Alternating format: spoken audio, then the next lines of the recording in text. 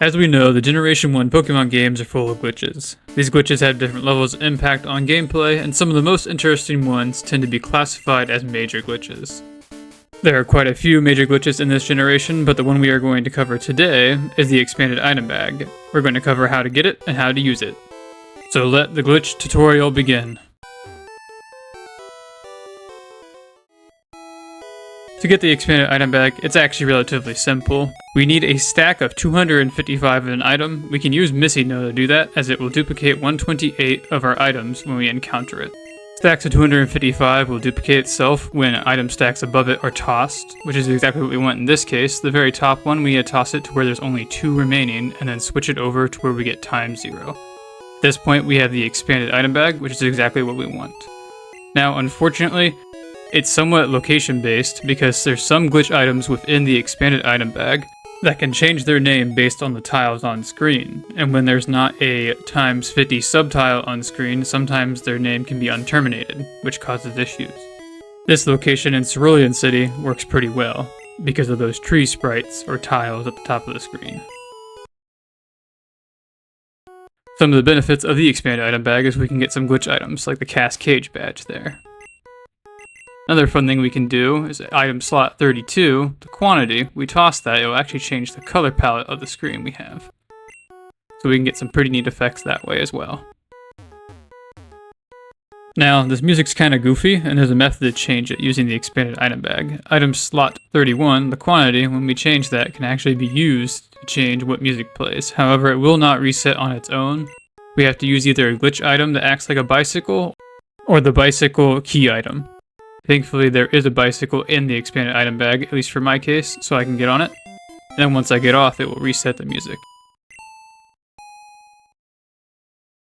Usually it's a familiar theme in the game, but it might be slowed down, or there are certain sound channels that are missing, so it sounds kind of goofy. In most cases, flying away to any town will reset most of the effects from the expanded item bag. There are some that can persist, so it's important to know what you are doing. But now we can see a relatively harmless and very useful another use of the expanded item bag. I will say there are a couple of things that can cause the game to crash, but it's not harmful to any save files. So item slot 36, the quantity, can be used to change the last map that was loaded. So in this case, when I changed it to 8, we left, it loads map Cinnabar Island, which is correspondent to 8. It seems to link up with the locations on the town map or the fly locations. So starting from Pallet Town, which is typically 0 or technically the default. For example, Viridian would be 1 after that. As you see there, we got 7 and it gave us Fuchsia. Here's something interesting about the warps. We'll change it to 6, so it'll correspond to Celadon. And it seems like that warp, the door used, will correspond to the warp of the new map. So for example, 5 here will take us through this warp, but it's the 5th map, so Vermilion City. Here's another thing to note, you have to use a internal warp, I like to call it. Like you have to be in a building, you can't do it from the overworld. It's kind of like a dungeon based, so you have to leave like a house to be able to do this. So you saw there, 4 gives us Lavender Town. If we change it to 3, that will give us Cerulean City. I did not show it, but finally 2 would send us to Pewter City. Anyway, it's time to move on to some more stuff we can do with the expanded item bag. This is probably the most useful thing in my opinion. So I have 5 extra items here, we can see. I have it set up normally, but instead of just tossing where I have 2 remaining for the top one, I'm actually going to toss 5 times in this case. It's based on how many items you have left. So if you had 10, you would toss it 10 times, the top stack that is. Once you finally do that, you're going to do what you did before, where you have 2 remaining and trade it in to where you get 0 at that. We'll now have the expanded item bag with a partial normal bag at the top, which is great because now we can switch in items from the top into the bottom if we wanted. Once again, I'm going to change locations because of course down there is not a good spot to use the expanded item bag. The reason why I think this expanded item bag trick is so useful is because not only can we duplicate our items, but we can get different items just by having junk items that we're willing to trade in. So for example, we'll take this Ultra Ball and change it to item slot 35. Now this time, the item itself 35 will change based on our X position.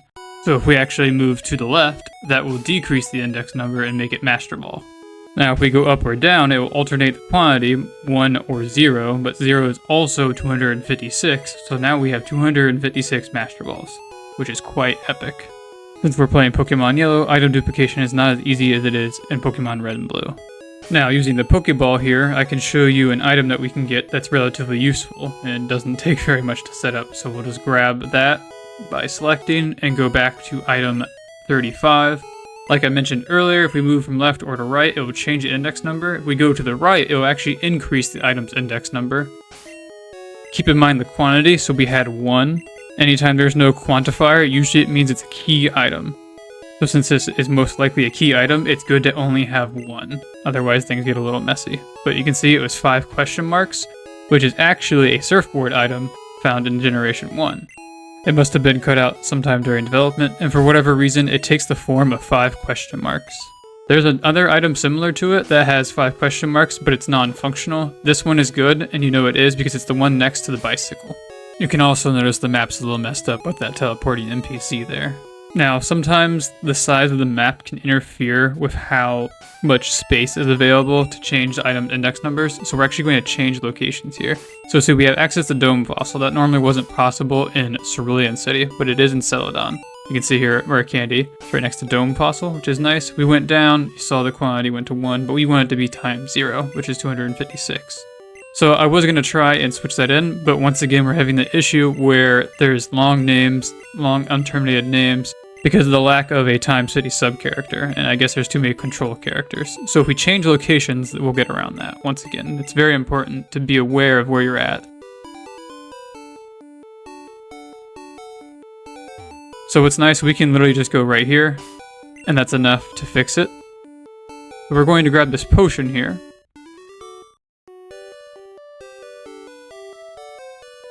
You can see some of the tiles in that item's name. It takes the form of the bushes.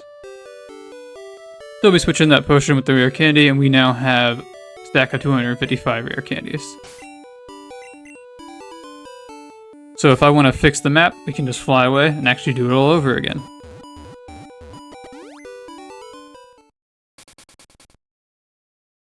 So once again, we'll just go back to that spot. Grab our rare candy. Navigate through the messy expanded item bag filled with the game's code. It is important to know there are some super glitch items in here that will crash the game if you click on them, so be careful of that. Once we switch in the rare candy, we actually now have 2 stacks of them, which is quite nice. We're going to take the old rod I have here, and you can also do this with your key items. This is actually a decent way to get rid of them, especially if you put them in item slot 35, because item slot 35 is overwritten frequently. Pretty much anytime you move, it'll do it. If you change maps, it'll do it. Going through a warp, there's plenty of ways to get rid of items that way.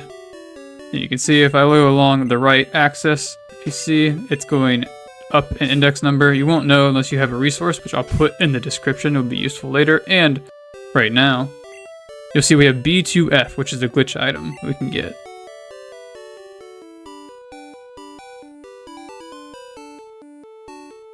And I now have a decent haul here of items. It didn't take very long to set up. The hardest part is just getting a stack of 255. Once again, if we fly away, we will fix our map.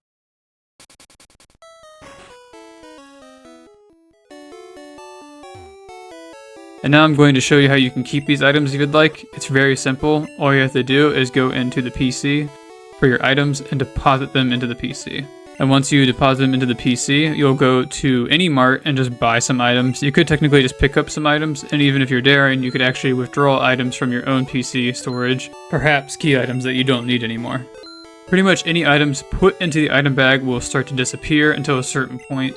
My understanding, the way this works, is that since I had 5 slots of items, I had to toss it 5 times, if you remembered that. So there's 5 slots that need to be filled, plus the 2 that were shifted when we tossed the 2 items above the stack of 255. So I think in this case, anywhere from 7 to 8 items will need to be bought or deposited into the existing item bag. Now this could take some time, but as long as you're buying different items and reach past the number that you think you need, it should work.